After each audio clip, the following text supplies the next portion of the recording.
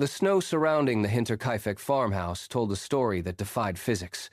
It was a pristine, unbroken blanket of white, stretching across the fields until it reached the edge of the property. There, the pattern changed.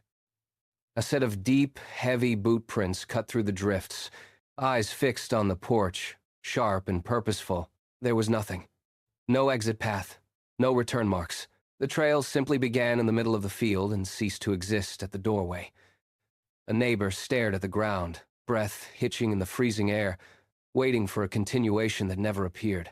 The silence of the winter morning pressed against his ears, heavy and absolute. He took a step toward the woodpile, his own boots crunching loudly, and looked again at the threshold. The prints leading in were fresh. Unbroken snow stretched endlessly. The visitor vanished without a trace.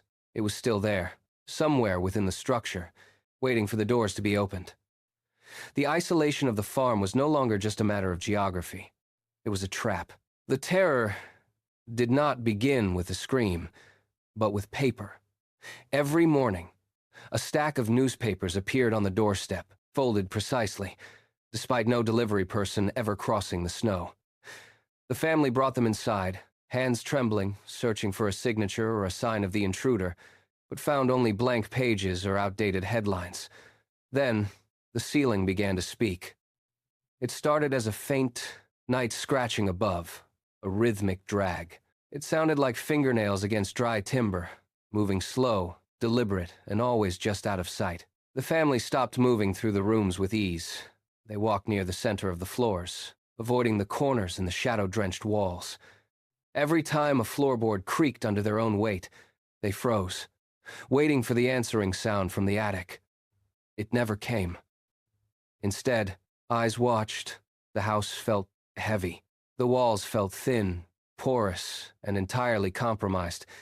They knew they were not alone. Attic climb, empty space, dust motes danced. Then, the house fell into a silence that felt heavier than death. The scratching in the attic stopped. Walls stilled. Farm warm, smoke rose. A steady, thin ribbon against the gray sky.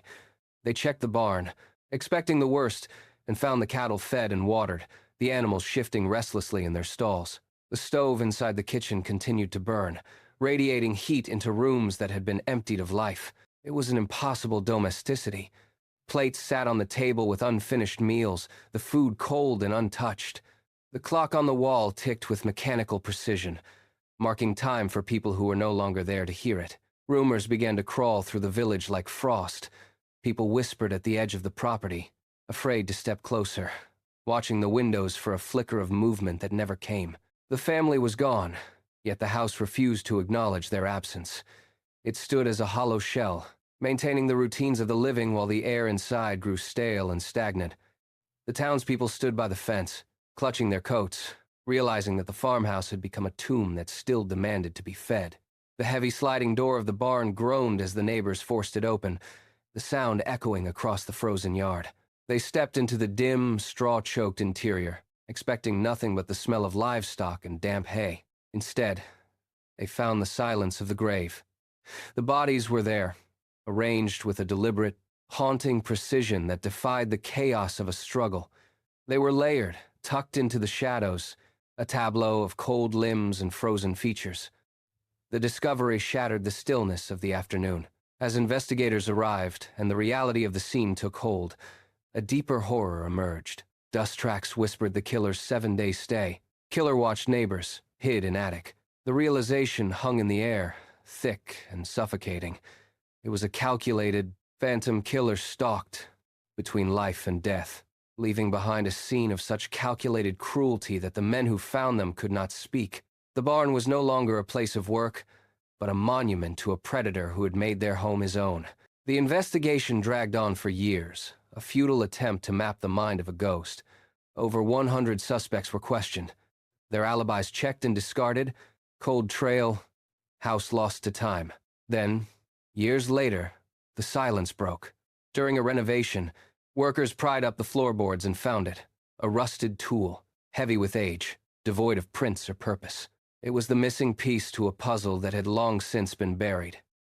Yet, it offered no answers, no name, no motive. The killer had vanished into the mist, leaving behind only questions that have echoed through the valley for a century. The attic floorboards still hold the weight of those phantom steps. Who stayed in that house after the lights went out? The files remain closed, locked away under a century of silence. History hides its darkest secrets well, but the archives are finally opening. Unveil mysteries. Step into dark.